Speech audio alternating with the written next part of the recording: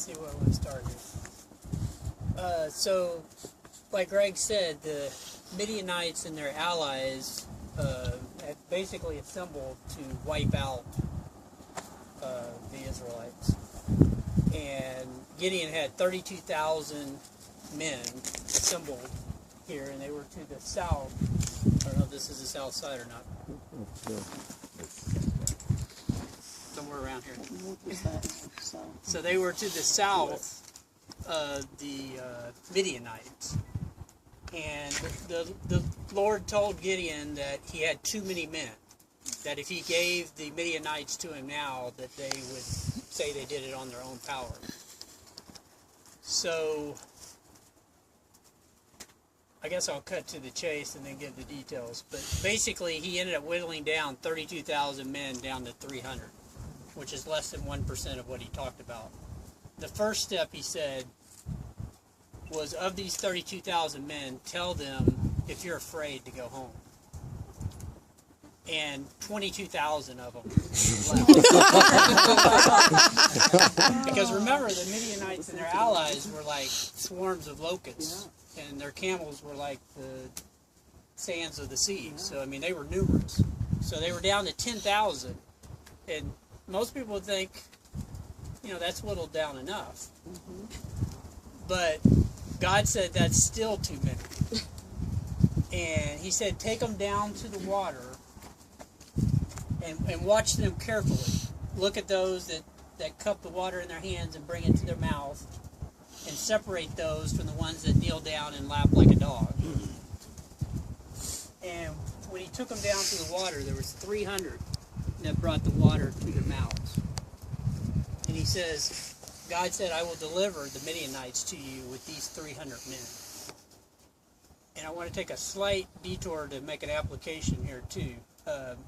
It kind of applies, you know, when we look at our enemy, Satan, you want to be attentive. You don't want to be fearful of the enemy, but you want to be watchful and attentive. And those that bring the water up to their mouths, they're able to look around. For those that kneel down and laugh, they're not able to do that. So, with these 300 men, he sent the other men home. So he's down to 300. That night, God told Gideon to go into the Midianite camp. And I find this interesting because he said, if you're afraid, take your servant with you. And remember, 22,000 people just went home because they were afraid. But he said, if you're afraid, take your servant with you. And he took his servant with him. Yeah. But Gideon still stayed. He didn't go home. I don't know, but anyway. So he took his servant down to the Midianite camp. And God wanted him to listen to what they were saying. And he overheard one of the men telling one of his friends about a dream that he'd had. He said he had a dream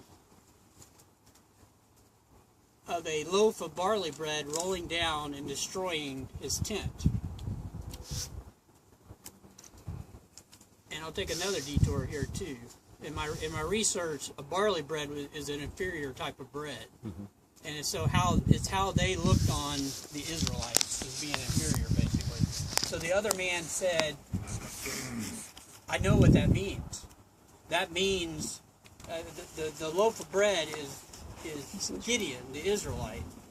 And God has delivered the entire Midianite camp, is going to deliver the entire Midianite camp into Gideon's hands. And so obviously Gideon saw that as a sign, and a good sign. And he went back to the camp and told his men to get up, and said that God was going to deliver, the Midianites into their hands. So he assembled the 300 men into 3 groups of 100, and put them on 3 corners, and they each had a trumpet, and each had a jar with a torch, and basically he told them to follow his lead.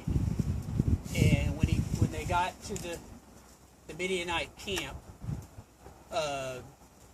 Gideon blew his trumpet. The Midianites immediately start panicking and yelling and screaming, and then the rest of them blew their trumpets, and then the Midianites started killing each other. And so that's how the Lord delivered the Midianites into to Gideon's 300 men. And then there was 40 years of peace in Israel after that. And I have to make a correction. The other story I got confused on. It's 40 years of peace after this story. The other story